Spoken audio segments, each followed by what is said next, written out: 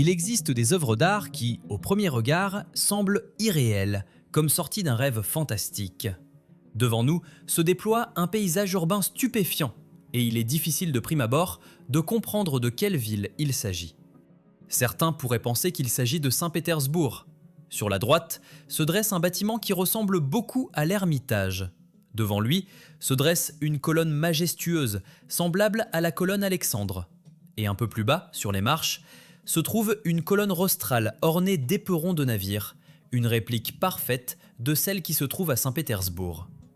Encore plus près du spectateur se trouve une stèle égyptienne avec des inscriptions, à la base de laquelle sont enchaînées 4 figures de morts.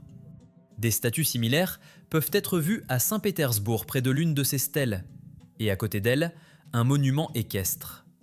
Tout cela crée la forte impression que nous sommes devant une version fantastique de Saint-Pétersbourg d'un univers parallèle, une ville qui aurait pu exister, mais qui n'a jamais existé. Mais non, en réalité, ce n'est pas du tout Saint-Pétersbourg. C'est Rome.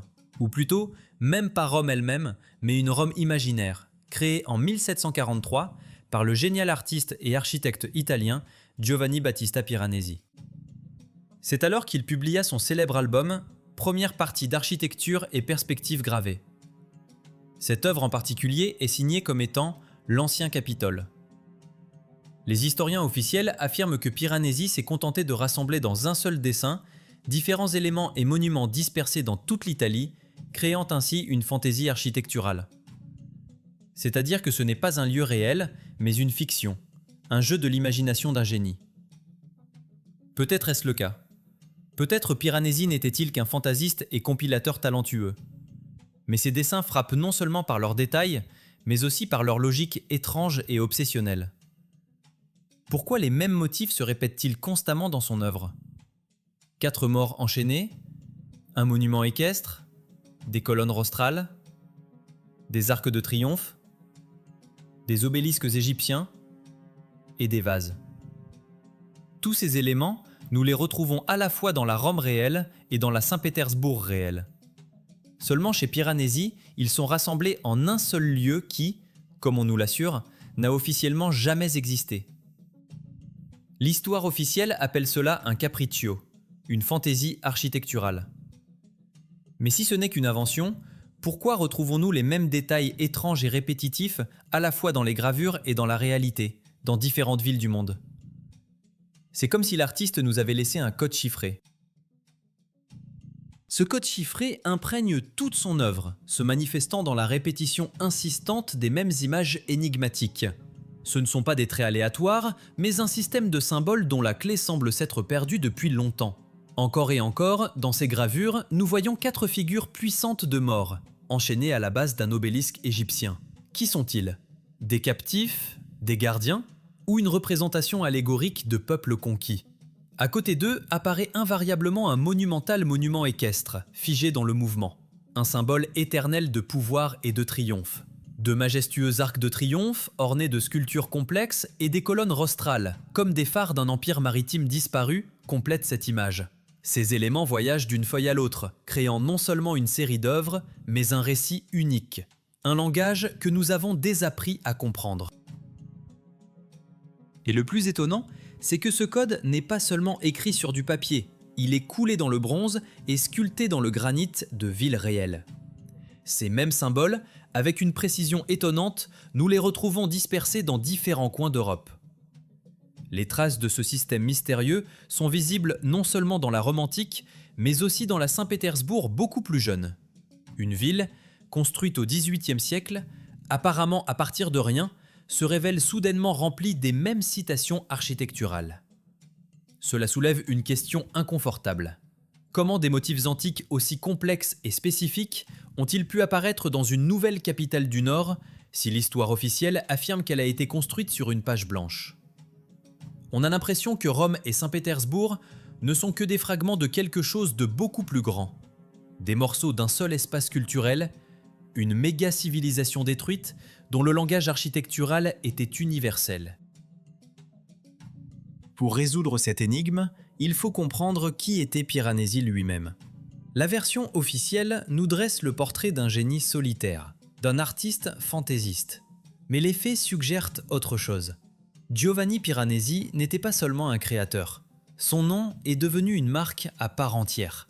Il dirigeait un atelier énorme et incroyablement productif, d'où sortaient des centaines, voire des milliers de gravures de la plus haute qualité. Cet atelier fonctionnait comme une machine bien huilée, attirant les meilleurs dessinateurs et graveurs de son temps. Quand on a affaire non pas à un seul artiste, mais à toute une industrie, la version des fantasmes sombres commence à paraître naïve. Toute une équipe de professionnels aurait-elle pu passer des décennies à ne se consacrer qu'aux illusions? Ou avait-il une autre mission, bien plus importante? Peut-être n'inventait-il pas, mais documentait-il avec une hâte fébrile. Il consignait sur papier les vestiges d'un monde qui disparaissait rapidement sous leurs yeux. Un monde que les générations futures devaient oublier. Ils n'étaient pas des rêveurs. Ils étaient les derniers chroniqueurs d'une réalité perdue. Et dans leurs archives se trouvent des artefacts capables de faire voler en éclats notre compréhension conventionnelle de l'histoire. Prenez ce vase de l'atelier de Piranesi. À première vue, c'est un artefact antique ordinaire. Mais un seul détail sur lui mélange les époques et les civilisations d'une manière qui ne devrait pas être possible. Ce vase magnifique, connu sous le nom de le culte de l'Ibis, est considéré comme faisant partie de la série Vases égyptiens antiques, attribuée à un artiste actif en 1721. Cependant, de nombreux chercheurs suggèrent que cette œuvre est également sortie de la main des maîtres de l'atelier de Piranesi. À première vue, tout semble logique et ne soulève aucune question. Devant nous se trouve le dessin d'un artefact ancien dont le titre indique directement son contenu et son origine. Le culte de l'oiseau sacré Ibis appartient sans aucun doute à l'Égypte ancienne de l'époque des pharaons. Il semblerait qu'il n'y ait pas de mystère et l'on pourrait simplement tourner la page. Mais si l'on y regarde de plus près, l'image ordonnée du monde construite par l'histoire officielle commence à se fissurer. Il s'agit d'une véritable subversion chronologique. Cette soi-disant Égypte ancienne ressemble étrangement à la Grèce ou à la Rome antique. La scène d'adoration ne se déroule pas sur fond de pyramides ou des temples de Karnak, mais à l'intérieur d'une élégante rotonde antique, un pavillon circulaire à colonnes exécuté dans un style classique impeccable. Les personnes accomplissant le rite sont vêtues de toges et de tuniques caractéristiques du monde gréco-romain. Toute l'atmosphère respire l'hellénisme. Et au centre de cette idylle antique, comme quelque chose de complètement étranger, se trouve un rituel purement égyptien, l'adoration de l'oiseau sacré, incarnation terrestre du dieu de la sagesse, Thoth. Un culte très étrange pour les Grecs, et non moins étrange à voir dans un tel contexte architectural si nous parlons de l'Égypte. Pourquoi un vase égyptien représente-t-il une architecture grecque? Comment ces deux mondes, séparés selon les historiens non seulement par des milliers de kilomètres, mais aussi par un gouffre culturel, ont-ils pu fusionner si organiquement sur un seul objet? Cette incohérence flagrante ne peut être attribuée à une simple erreur ou à une licence artistique. L'atelier de Piranesi était réputé pour sa scrupulosité et son attention aux détails lors du dessin d'Antiquité. Alors, que voyons-nous? Est-ce la preuve que notre division des civilisations en égyptienne, grecque et romaine est une simplification artificielle? Peut-être existait-il autrefois une seule et même culture antique mondiale, dans laquelle les mystères égyptiens coexistaient pacifiquement avec la philosophie grecque et l'architecture romaine, formant une seule tapisserie culturelle. Cet artefact n'est pas une erreur, mais un fragment de cette réalité véritable, qui nous a été caché en divisant un tout unique en chapitres pratiques mais faux dans un manuel d'histoire. Quelqu'un a manifestement mélangé les époques et les civilisations. Mais peut-être n'étaient-ce pas les artistes du XVIIIe siècle, mais les historiens du XIXe. Le mélange des cultures sur un seul objet est stupéfiant. Mais Piranesi est allé plus loin. Il a documenté des structures gigantesques que les historiens considèrent comme le fruit de sa sombre imagination. Mais que se passerait-il si ces lieux étaient réels et cachés à nos yeux jusqu'à aujourd'hui? Ce monde de cultures mêlées, immortalisé sur des objets antiques, n'était que la partie émergée de l'iceberg.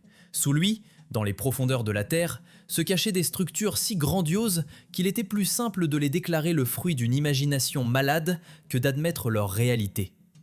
C'est précisément ainsi que la science officielle a traité la célèbre série de gravures de Giovanni Piranesi, les prisons imaginaires, ou simplement carcéries. Les historiens et les critiques d'art aiment à dire que l'artiste était obsédé par l'idée des cachots, que ces espaces sombres et oppressants ne sont que la projection de ses propres peurs et de sa mélancolie.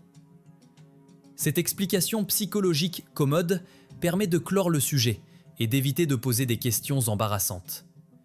Mais il suffit de rejeter cette étiquette et de regarder les images de manière impartiale pour que le mythe des prisons s'effondre. Ce que nous voyons n'est pas du tout une prison au sens conventionnel du terme. La première chose qui frappe, c'est l'échelle colossale, inhumaine. Les minuscules silhouettes humaines dispersées dans ces espaces ne font que souligner le gigantisme de l'architecture. Elles ressemblent à des fourmis perdues dans le mécanisme d'une horloge géante. Les voûtes s'enfoncent dans une obscurité impénétrable. Les arcs et les ponts de pierre s'entrelacent à des hauteurs vertigineuses. C'est une architecture conçue non pas pour les hommes, mais pour des géants ou des dieux. Le deuxième argument, et le plus important, contre la version de la prison, est l'absence totale de ce qui fait d'une prison une prison. Où sont les rangées de cellules individuelles avec des barreaux? Où sont les postes de garde et les mécanismes de verrouillage? Rien de tout cela n'est présent.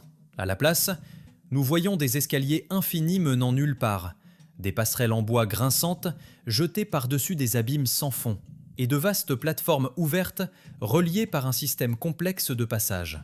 Cette structure n'est pas conçue pour l'isolement et la détention. Au contraire, elle suppose un mouvement actif à l'intérieur d'elle-même.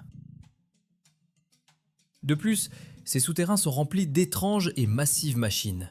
Des treuils géants, des poulies, des leviers et des roues enchevêtrés dans d'épaisses cordes. À quoi tout cela servirait-il dans une prison?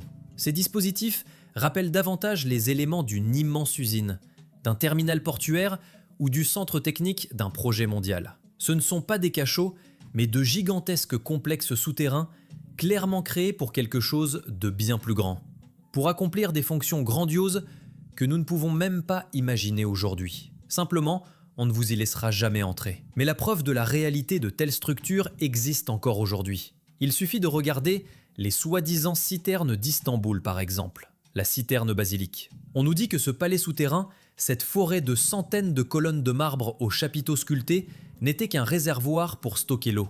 Mais un simple réservoir d'eau nécessite-t-il une complexité et une élégance aussi incroyables? Cette explication semble aussi peu convaincante que la version des sombres fantaisies de Piranesi. Il est plus probable qu'en Turquie comme en Italie, des fragments de ces colossaux systèmes souterrains subsistent encore, dont le véritable objectif nous est caché derrière des étiquettes anodines. Piranesi n'imaginait rien.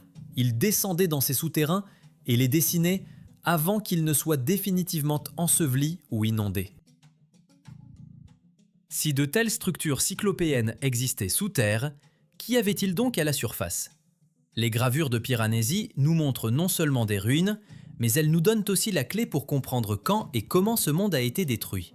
Un petit détail sur les ruines renverse tout. Au-dessus de ces mondes souterrains gigantesques s'étendait une surface parsemée de ruines non moins grandioses. Piranesi et son atelier les ont documentées avec la même scrupulosité que les complexes cachés sous terre. Au XVIIIe siècle, un nombre considérable de gravures et de dessins représentant des édifices existants ou disparus ont vu le jour. La part du lion de ces œuvres est attribuée au cercle de Piranesi. Sur ces feuilles, on trouve à la fois des bâtiments entiers et intacts et des ruines pittoresques. Avec les ruines, tout semble clair. On sait que l'artiste a en effet beaucoup voyagé et a réalisé des croquis d'après nature. L'une de ses œuvres est le Caprice avec une fontaine, des colonnes tombées et des figures de satyre. Mais c'est précisément ici, dans cette scène d'apparence pastorale, que se cache un détail auquel on prête rarement attention, mais qui a le pouvoir de changer radicalement notre perception du temps. Au sommet de l'arc antique en ruine sont assis des demi-squelettes. Ce ne sont pas des os blanchis par le temps, qui auraient pu y reposer pendant des millénaires. Ce sont les restes de corps à moitié décomposés, conservant des fragments de chair. En médecine légale, un tel état indique qu'il ne s'est pas écoulé beaucoup de temps depuis le décès. Peut-être quelques années ou décennies, mais certainement pas les 1500 ans qui séparent le XVIIIe siècle de la date officielle de la chute de l'Empire romain. Ce détail macabre est une indication directe que la catastrophe qui a détruit le monde antique s'est produite à une époque relativement récente par rapport à la vie de Piranesi lui-même.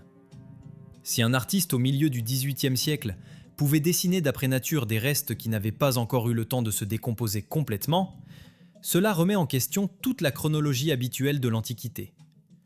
Il s'avère que les ruines majestueuses, que l'on nous présente comme des témoins d'événements lointains, pourraient en fait être les traces d'un cataclysme survenu au XVIe ou au XVIIe siècle. Mais Piranesi n'a pas seulement été le témoin des conséquences de cette catastrophe. Il a également été le témoin de la manière dont les fragments survivants de l'Ancien Monde ont été rapidement transformés et adaptés à une nouvelle réalité. On le qualifie non seulement de graveur, mais aussi d'architecte, lui attribuant les projets de certains édifices réels. L'un des exemples les plus frappants est l'église de Santa Maria del Priorato sur la colline de l'Aventin à Rome. Elle appartient à l'ordre de Malte et présente une disposition très inhabituelle. Le plus intrigant ici est le maître-autel. Une esquisse de celui-ci, que l'on pense être de la main de Piranesi lui-même, a été conservée. À première vue, c'est un autel ordinaire et magnifique de style baroque. Mais si l'on examine de plus près la composition centrale, un tableau saisissant se révèle. Au centre est représenté un animal qui ressemble le plus à un veau. Il n'a pas encore de cornes, mais il a une queue caractéristique, et il tient dans ses pattes avant soit un étendard, soit une croix à 2 traverses. Il s'avère que le maître-autel d'une église chrétienne, construite au XVIIIe siècle à côté du Vatican, n'est pas du tout dédié au Christ, mais au veau, le symbole très ancien connu sous le nom de veau d'or, objet de culte dans les religions pré-chrétiennes. Nous voyons la preuve directe d'une substitution d'un culte par un autre, consigné sur papier. Maintenant, regardons à quoi ressemble cet autel aujourd'hui. Au centre, ce n'est plus un veau, mais un jeune mouton couvert de laine, l'agneau de Dieu, l'un des symboles clés du christianisme. Il tient un drapeau avec une seule traverse. Autour, des figures d'anges ont été ajoutées, et en bas, une composition avec la Vierge et l'enfant est apparue. Une histoire étonnante se déroule. Au XVIIIe siècle, Piranesi a dessiné un autel avec un taureau, et à notre époque, il s'est miraculeusement transformé en mouton. Des saints ont été ajoutés à l'animal, et l'église, initialement dédiée au veau, est devenue sans équivoque chrétienne. Il ne s'agit pas d'une simple restauration, mais d'un remplacement idéologique complet, d'une strate historique qui a été manifestement déformée et réécrite au XVIIIe et XIXe siècle. Ainsi, nous voyons les traces d'une catastrophe récente et d'une substitution délibérée de symboles. Une image se dessine, un monde immense a été détruit et son héritage a été rapidement remanié pour s'adapter à une nouvelle idéologie. Mais quel était ce monde ? Les gravures de Piranesi donnent la réponse. Maintenant que les fragments dispersés de cette mosaïque sont devant nous, l'image commence à acquérir une clarté effrayante. Ce n'est plus un ensemble d'énigmes isolées, mais les maillons d'une seule chaîne menant à une conclusion stupéfiante. Le langage symbolique répétitif, gravé avec la même insistance dans le granit de Saint-Pétersbourg et le travertin de Rome, cesse d'être une simple coïncidence. Les complexes souterrains colossaux et les ruines d'un monde en surface, trop grand pour les gens ordinaires, passent du statut de fruit de l'imagination à celui de preuve matérielle d'un autre ordre technologique. Le paradoxe chronologique des ruines fraîches indiquant une catastrophe récente et la substitution documentée et intentionnelle des cultes anciens par de nouveaux, tout cela pointe vers un processus unique et global. Un processus de destruction d'un monde et de construction d'un autre sur ses décombres, avec une histoire entièrement réécrite. Cela nous amène à l'hypothèse principale qui explique toutes ces étrangetés. Et si l'atelier de Piranesi ne se contentait pas de dessiner des monuments isolés dispersés en Italie ? Et s'il essayait de reconstruire, de recréer sur papier l'image de ce qui avait été perdu ? Et si toutes ces gravures n'étaient pas des fantaisies sur différents lieux, mais des portraits d'un seul et même lieu ? Une immense méga-capitale, le centre unifié d'une ancienne civilisation mondiale. Une civilisation dont nous appelons aujourd'hui les provinces, la Rome antique, la Grèce antique, et dont les avant-postes atteignaient peut-être même les rives de la Neva. Cette hypothèse explique pourquoi les mêmes codes architecturaux et symboliques se retrouvent sur de vastes distances. Rome et Saint-Pétersbourg ne sont pas deux villes différentes, mais des quartiers périphériques survivants miraculeusement préservée, de cette gigantesque métropole. C'est précisément pourquoi il n'y a rien de fortuit dans les gravures de Piranesi. Ces œuvres ne sont pas un collage chaotique, mais une reconstruction réfléchie. Sur ces feuilles, des chefs-d'œuvre architecturaux que nous avons l'habitude de considérer comme le patrimoine de différents pays et époques se rassemblent pour former un ensemble urbain unique et harmonieux. Un obélisque égyptien côtoie tout naturellement un arc de triomphe romain, et un portique grec mène à une structure aux dimensions cyclopéennes. L'artiste ne mélange pas les styles, il restaure une intégrité perdue. Il nous montre à quoi ressemblait ce monde avant d'être brisé en fragments, que les historiens ont ensuite soigneusement classé dans différentes boîtes étiquetées Égypte, Rome, Antiquité. Il nous montre la capitale du monde qui, nous assure-t-on, n'a jamais existé. Une ville où les prêtres égyptiens pouvaient accomplir leurs rites dans des temples grecs, où de gigantesques communications souterraines reliaient des quartiers entiers, et où se dressaient dans les rues des monuments qui deviendraient plus tard les symboles de nations complètement différentes. Mais toute civilisation a ses créateurs. Tout ce monde titanesque, avec son architecture inhumaine et sa portée mondiale, n'a pas pu naître de lui-même. Quelqu'un l'a conçu et construit. L'histoire officielle nous propose une image canonique de ces créateurs. Des dieux et des héros imberbes, aux formes parfaites, descendus jusqu'à nous des statues grecques et des bas-reliefs romains. Cette image est si familière qu'elle semble la seule possible. Mais et si ce n'était qu'une partie de cette même grande substitution que nous avons déjà vue avec l'autel ? Et si les vrais visages des bâtisseurs de ce monde avaient été délibérément effacés de l'histoire ? Mais toute civilisation a ses créateurs. Si ce monde était réel, qui l'habitait donc ? L'histoire officielle nous montre des Grecs et des Romains imberbes. Mais là encore, l'atelier de Piranesi nous a laissé un portrait qui détruit complètement ce stéréotype. Dans ce monde grandiose et en ruine que Piranesi a documenté avec tant d'insistance, une dernière et plus importante question demeurait. Qui l'habitait ? Qui étaient les titans qui ont érigé des souterrains cyclopéens et orné les villes de monuments qui deviendraient plus tard les symboles de différents empires ? L'histoire officielle, ainsi que l'art classique, offrent une réponse claire et familière.